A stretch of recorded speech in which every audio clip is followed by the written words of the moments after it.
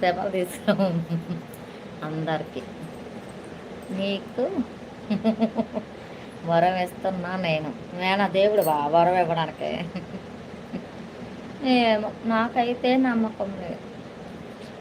ఏంటి 100కే 100కే ఎవరికి రాదులే కానీ 1.2K పోనీ ఒక 1K ఒక 500 దాటినా పర్వాలేదు. ఏంటి మరీ దారుణమా?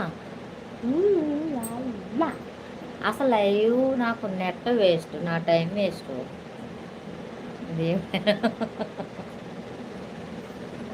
నువ్వన్న దేవుడువా?